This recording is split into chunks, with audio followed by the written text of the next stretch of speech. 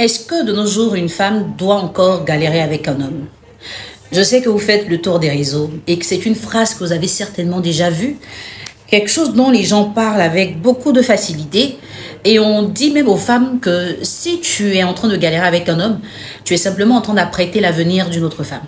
Ils le disent souvent. Et ça fait que c'est une phrase qui est assez virale. C'est un concept qui devient très viral aussi et je sais que vous le savez. Je vous pose une question.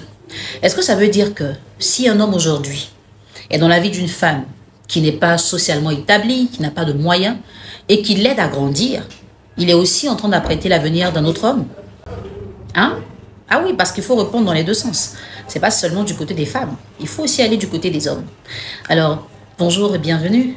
Je suis Neldia Mila, coach certifiée en développement personnel et experte des relations amoureuses. J'ai appris à comprendre les relations entre les hommes et les femmes et je partage cette expertise avec vous à travers des vidéos. Alors je vous invite à vous installer. Au-delà de tout ça, je suis conférencière, j'ai écrit des livres, 3 pour l'instant, et j'ai produit 15 manuels et 5 podcasts que vous allez avoir l'occasion de découvrir si vous allez dans ma description. Et si c'est la première fois que vous me voyez, n'hésitez pas à vous abonner parce qu'ici, vous aurez en général de très bonnes vidéos qui ne diront pas toujours ce que vous voulez entendre, mais ça vous fera quand même du bien. Aujourd'hui, on va déconstruire cette phrase très toxique, en tout cas je la trouve trop toxique, qui dit que quand une femme est en train de galérer avec un homme, elle est juste en train d'apprêter l'avenir d'une autre femme. D'où est-ce que ça vient? Aujourd'hui, Internet fait que tout le monde peut dire tout ce qu'il veut. Donc, chacun peut rendre virale une pensée qu'il a. Et à force de dire toujours la même chose, on a l'impression que ça devient une vérité. Donc, ça vient aussi de là. Le deuxième motif qui fait que cette tendance est très vulgarisée, les gens partagent en général leurs expériences négatives. Ils sont moins concentrés sur le positif et ils sont que sur le négatif. Donc, à force de partager tout ce qui est négatif, on a l'impression qu'il n'y a que ça. Et l'autre problème, c'est que les gens généralisent tout. Quelqu'un a vécu quelque chose quelque part, ça doit devenir une loi, un code dont on doit tenir compte pour vivre, pour exister, parce que moi je l'ai vécu ou toi tu l'as vécu. Donc finalement, tout est mélangé, on ne sait pas où on va, mais on y va quand même. Alors dans cette vidéo, on ne va pas exclure le fait que tout ce que ces gens-là disent, ça peut être vrai. Oui, il y a des cas, mais on ne va pas généraliser, évidemment. Alors, le cas des femmes qui se sont sacrifiées ou qui ont assisté des hommes qui n'avaient pas d'argent, qui ont galéré avec ces hommes-là, qui ont donné même des fois de l'argent, c'est un cas qui est légion. On le voit assez souvent. Des fois, la fille, même elle est étudiante, on lui donne l'argent de sa scolarité, elle prend cet argent pour aller aider son petit ami parce qu'elle se dit, c'est mon futur mari. Et quand lui, ça va chez lui, il la laisse, il va vers une autre femme. Il y a des cas où d'autres femmes ont pris leur salaire pour payer des formations à des hommes qui n'étaient pas en train de travailler pour l'instant, en se disant que s'ils travaillent, tous les dons sera bien. Et puis, il y a la légendaire attitude de nos mamans qui, dans le passé, avec un petit commerce, ont aidé des hommes à se positionner. Il y en a même qui ont payé des voyages à l'étranger. Et quand l'homme est arrivé, que sa vie a commencé à fleurir, il a laissé tomber. Mais est-ce qu'il n'y a que ça? Parlons des exemples d'hommes qui ont aidé des femmes et qui ont été lâchés eux aussi. L'homme prend la jeune fille, elle est étudiante, il lui prend une maison, il lui fait passer un permis, il lui achète une voiture. Et des fois, même quand elle finit, il prend son CV ou ses diplômes.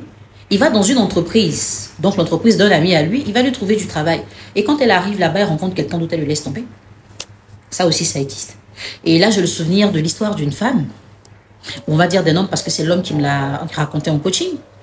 Il avait une femme qui avait malheureusement été brisée par un homme. Elle avait 3 enfants avec lui un matin. Il a quitté sans donner de raison. Elle a vraiment souffert avec ses enfants jusqu'à ce qu'elle rencontre l'homme qui me raconte l'histoire. Elle était tellement blessée qu'elle ne voulait même pas aller plus loin. C'était difficile. Il lui a redonné confiance, espoir. Elle n'y croyait pas, mais il est allé lui demander « Qu'est-ce que tu veux faire dans la vie ?»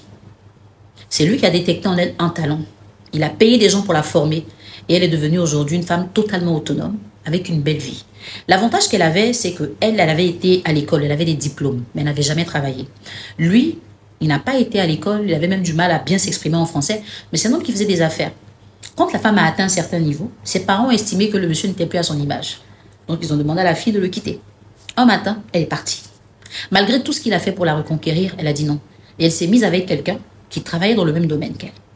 Donc c'est pour vous faire comprendre que cette attitude-là, ce n'est pas seulement le fait des hommes. Et les hommes et les femmes font la même chose. Les gens, ils doivent faire la différence entre soutenir quelqu'un et s'oublier. Parce que oui, tu rencontres quelqu'un qui n'a pas de moyens, tu lui apportes de l'aide, mais tu ne t'oublies pas. Tu peux aider quelqu'un à se construire sans arrêter toi de te construire. Tu peux aider quelqu'un, mais c'est qui que tu aides? Parce que des fois, le problème, ce n'est pas l'aide, mais c'est qui tu aides. Qui est cette personne? Quelle est sa vision? Quelle est sa mentalité? Est-ce que c'est quelqu'un pour qui tu devrais faire ce que tu es en train de faire? Si tu continues de poser les actes envers les mauvaises personnes, tu auras de mauvais résultats. Alors, comment est-ce que tu peux régler tout ça? Pose-toi des questions très importantes. La personne avec qui je suis, est-ce qu'elle tient à moi pour qui je suis ou est-ce qu'elle tient à moi pour ce que je fais pour elle? Et tu vas le remarquer. Des fois, quand la personne n'a pas besoin de toi, elle n'est pas très concentrée sur toi, pas sur la relation du tout. C'est une personne qui vit sa vie sans toi et dès qu'elle a un problème ou qu'elle a un besoin, là, tu la vois ressurgir. Quand la personne est douce, attentionnée, c'est qu'elle a besoin que tu lui rendes un service. Voici des signes qui ne trompent pas. Après ça, demande-toi, est-ce que si j'arrête de faire ce que je fais pour la personne, elle va continuer de me respecter, elle va continuer de m'aimer et me respecter? Et de temps en temps, arrête de faire, pouvoir avoir la bonne réponse. À partir de là aussi, tu pourras comprendre. Et si au final, tu te rends compte que cette personne te vide, ça veut dire que tu peux l'aider, mais tu sens que tu donnes jusqu'à ce que toi, tu n'aies plus rien. Mais la personne s'enrichit, elle évolue. Fais une petite pause et puis demande-toi réellement, est-ce que c'est quelqu'un qui veut grandir avec toi ou c'est quelqu'un qui veut grandir grâce à toi? Avec ces éléments de réponse, je pense que tu seras situé. Mais la vérité aussi, c'est que des fois, tu es situé. Mais la vérité est tellement brutale que tu préfères l'ignorer. Donc, tu insistes, en espérant que ça change. Malheureusement, ça ne change pas. Et là, tu te rends compte que tu as perdu du temps.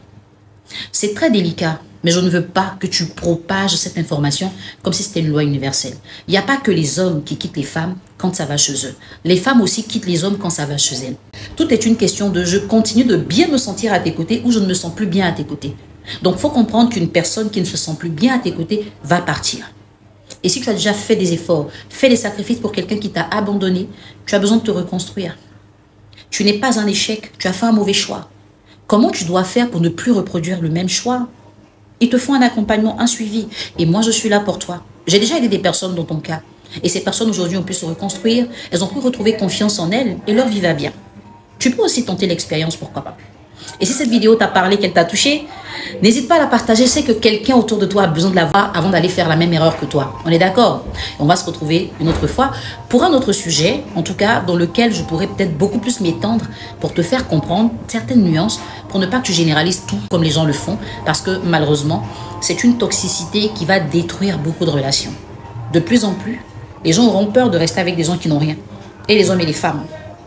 Et comme on sait que des fois, les gens galèrent longtemps avant de s'en sortir, imagine ce que l'amour sera si tout le monde commence à penser comme toi tu penses. Est-ce qu'au stade où tu es là, tu penses que tu as suffisamment de moyens pour qu'un homme tombe amoureuse de toi, pour qu'un homme tombe amoureux de toi? Peut-être que tu vas dire, je suis une femme complète, mais pour lui, tu n'es pas encore à son niveau. Il voudra attendre que tu sois à son niveau avant de t'aimer. Est-ce que c'est bien? Tu vois que non. Monsieur, toi aussi, ça peut arriver. Donc, restons réalistes. Et puis, il faut plutôt donner des orientations pour que les gens sachent faire des choix. Parce que quand on fait le bon choix, on a de bons résultats. Il ne faut pas aller opposer les hommes et les femmes. Sinon, à un moment, ça va créer trop de conflits. C'est vraiment pas correct, c'est pas utile. Franchement, ça ne nous mènera nulle part. Je te dis au revoir et n'oublie pas de partager, d'accord?